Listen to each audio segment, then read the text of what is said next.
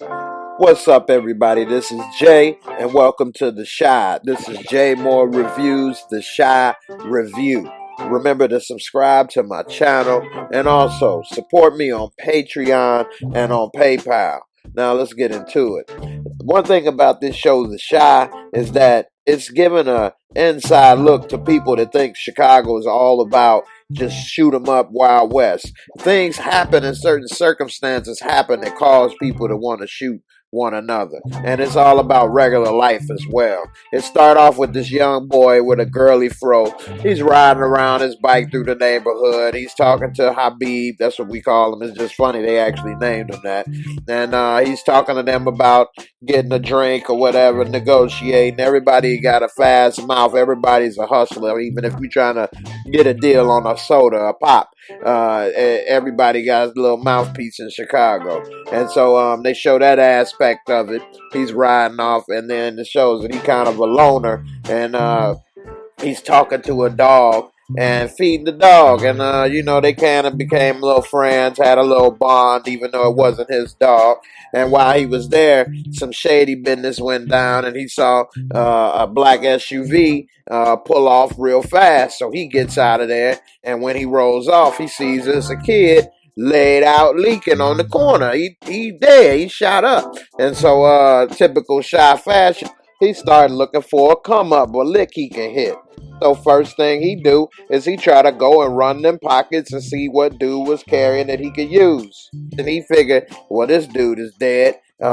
He ain't gonna need these kicks no more. He ain't gonna need this chain no more. So he straight lifts it up and takes it. He doesn't really have too much remorse to check and see if the kid was still alive and needed help, or maybe he could tell automatically he was dead, or maybe he just didn't give a damn.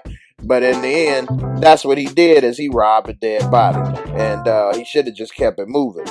Eventually, he ends up leaving. He hears police sirens. One of the lookouts on the corner told him to get to stepping, keep it moving. So he peels out on his bike, and he's rolling down the street.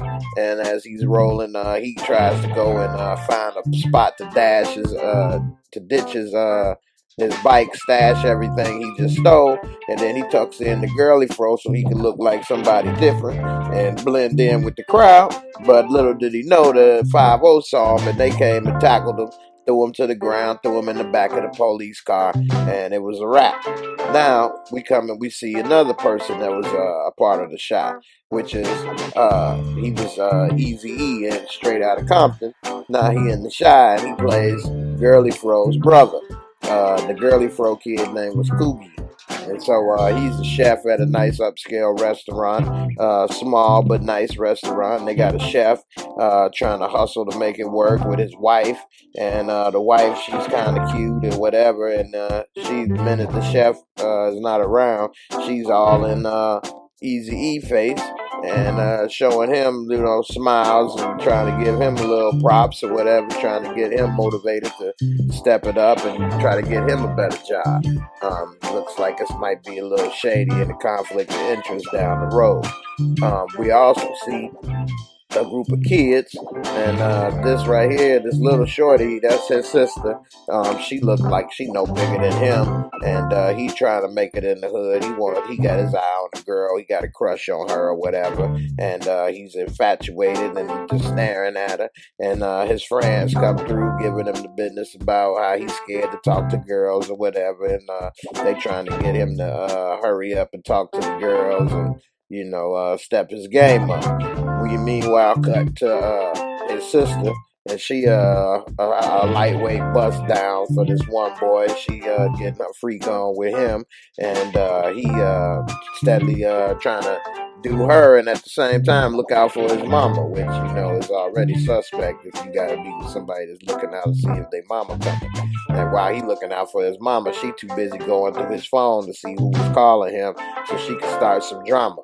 But he ain't with it. He tell her, get up under the bed and you lay low while my mama coming. He trying to spray the air freshener because he was smoking a blunt in there. He trying to get the scent of sex out the air. And his mama opened the door because she tripping about locked doors in her house. And so now he trying to play the role like ain't nothing going on. And mama's just sitting in the room, stepped on his girl panties, and she trying to grab him out.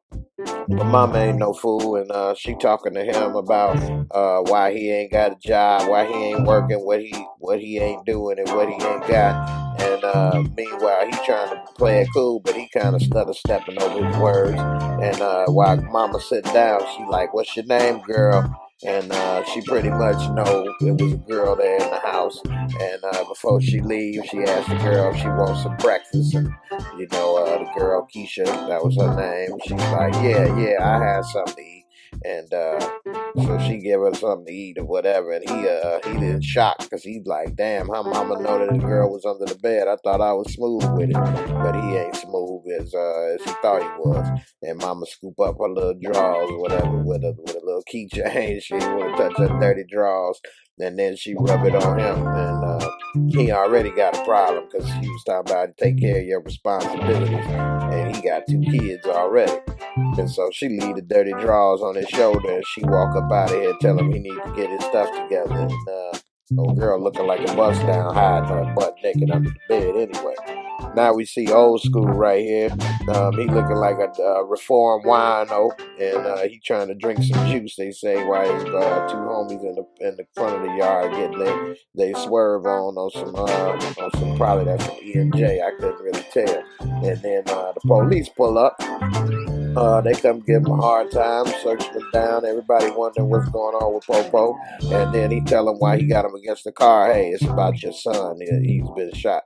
And so now he's willing to get in the car to go see what the hell's going on. I guess he used to be a old school, big time in the neighborhood, to be having a relationship with the cops like that. And so now he reflecting on what the hell could have went wrong with his son while he's dead. And so when he gets to the morgue, because he wanted to go see him, he see that his shorty is laying on the floor, dead, cold. And so now he like, damn, he hurt inside. His son is gone, and he's just contemplating what's going on. And then he sees when he steps inside the room that the mama's in there crying, hurt that her baby gone. And so he try to comfort her a little bit. And he asking the cops, what's happened? Who did this? What do you got? And they like, all we got 1 kid in custody right now. That's all I can say. We don't know nothing else yet. That's all I can tell you. And so he's salty. He wondering like, damn, shorty dead. He's salty. Meanwhile, they cut to Coogie, little girly fro, and they trying to get some questioning out of him. He being a hard head, not saying nothing, not cooperating. We see Lil Easy, he walking out of work. He happy, he got a girlfriend. They show him hugged up with his piece. There she go. And they got a little young love happening going on right there. It's looking all cute. And so while they hugged up, the girlfriend talk about something wrong with your mama drunk. She pissed. You need to go check with her. And so when they get to their house, mama disrespectful, talking crap, talking about how he ain't got a car, talking about how his girl ain't shit, and this and that. And if that's the case, what about mama? You ain't got a man. You ain't got a car. You been around longer on earth than they have, but you got nerve to be in their house being disrespectful. I think that was just really, really pathetic. And for her to try to talk crap about them when she supposed to be the example and she needs their help. But nevertheless, the girl, she took the high road, said, hey, you can use my ride, go take your greasy mama or wherever she need to go see your brother in jail, and I'll just take the train to work. And so she a real down woman, she a cool girl, she ain't no bust down, and so mama should be happy for her son. But anyway, we see Shorty, girly fro, he locked up, he trying to roast the damn officer, the detective, about his shoes, talking about he should get some Timbs. And detective playing it cool, asking him what he was doing over there, and he told him he was checking on the dog. So the detective kind of like, man, this dude on something. And so he leaves. There's another detective, and he trying to see what's going on. He got a lower opinion of people in the hood, and the detective in the white shirt is trying to tell him, hey man, that's all that was going on. And the detective in the blue shirt is like, yeah, right, you don't believe it. He think everybody full of crap. Meanwhile, we see old boy with these little girl zebra print, tiger cheetah print leggings on, and he copping shoes. And then next thing you know, this crybaby, literally a damn crybaby, roll up with this cutie, and she all in his face talking about how he ain't been taking care of his responsibilities.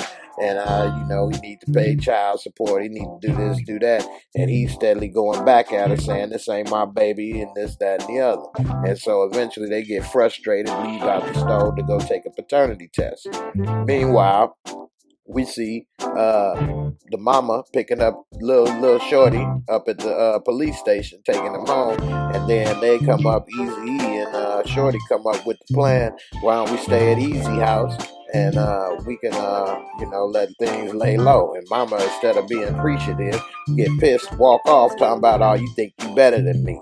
And so mama got real issues going on, and so she walk off pissed and leave them alone. Meanwhile, we see old boy, and next thing you know, crybaby's at the door, and mama saying she left this baby. He like, that baby ain't mine. She say, yeah, well, this paper was in the bag, and it's showing that you are the father. And so now he's salty that he got another baby to take care of. That make 3 at a young age. And so now mama leaving to go to work. She kind of bold and saying, I ain't gonna help babysit, but it's the first damn day. Give the brother a chance to find some help, do something. He said he had to go to work. You can cause him to lose his job. But anyway, she didn't care.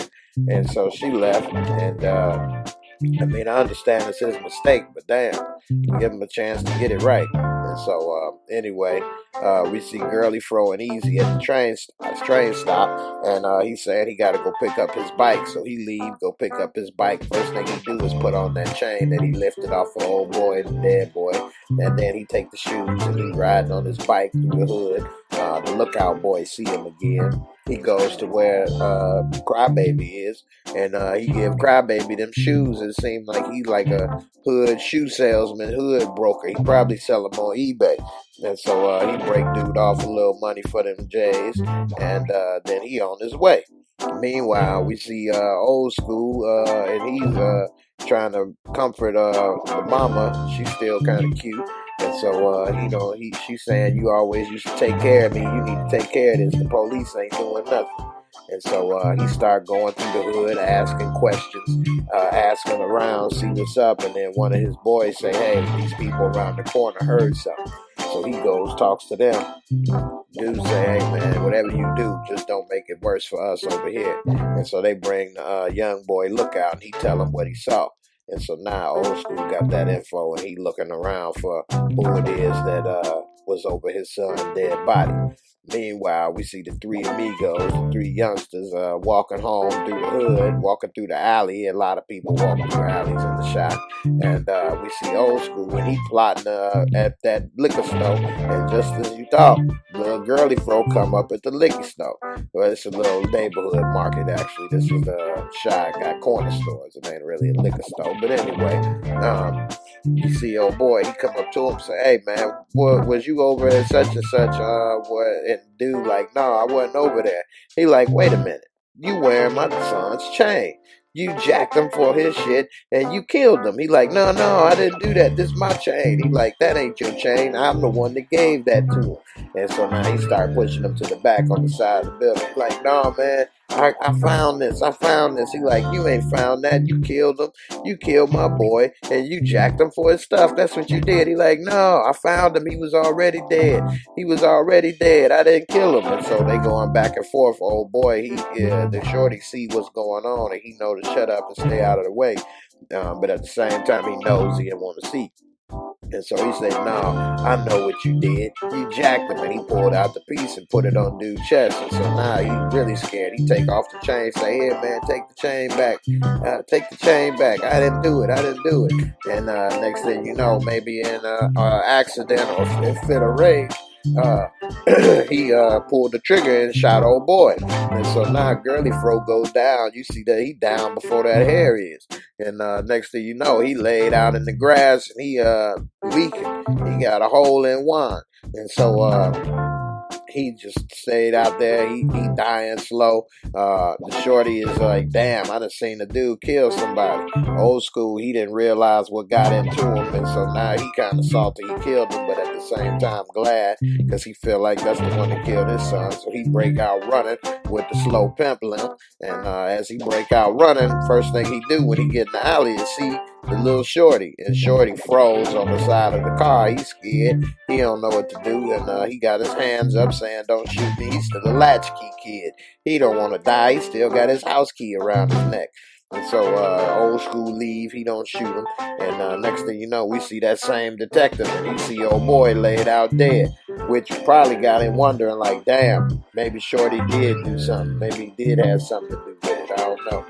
Meanwhile, we see Lil Easy, he just got off work, and then he get a call from his girl saying that your little brother been killed. And so now he pissed. He messed up in the head right now.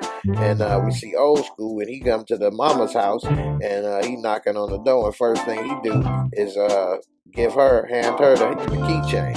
He don't say no words or nothing. He just give her the chain that was around their boy neck. And once he put it in her hand, she from the hood. She already know what that means. You know how he had got the chain back. And so that let him know that he done laid somebody out for him. And so she start crying because she's sad about what happened to her boy. But at the same time, she let him on in because she happy he done handled that business. And so he come on in, and I guess she ready to give him a little thank you. And so they come in, and they have a little get together or whatever for what happened. Meanwhile, we see Lil Easy E. His name is Brandon on the show. He going to pick up his son's bike, that was his brother's bike that was left on the pole. And he talking to Habib and asking if he knew what happened. And then old boy was giving Habib a hard time about being at the register. And so when Habib was saying respect, his brother got killed. So when he got the bike, he was saying, "Oh man, Coogie, your brother." So he talking to him, and he told him, "Hey, my girl, little brother saw what happened." So now he goes and he finds the little brother. Now the little brother trying to tell him he had to give up the bike to the little brother to find out what happened. And so the little brother take him to where old school hang out. He like, "That's him? Which one?" He like, "The one in the hat." He like, "All right." He like, "You gonna handle your business?" He like, "Yeah, I'm gonna handle my business." And pretty much that was how the first episode went. I just did a little review. It was pretty quick. Didn't do my usual recap of how I normally do. I try to get this video out a little quicker than I have for previous videos. I hope y'all enjoyed it. Please continue to support me on PayPal and Patreon.com. The links are below in the description box, so please click the link for me. Also, subscribe to my channel. If you like the video, please hit that thumbs up, that like button. And, I just want to say peace. Thanks for watching. Subscribe. Check out these other videos. And I'll see you in the next video. Peace.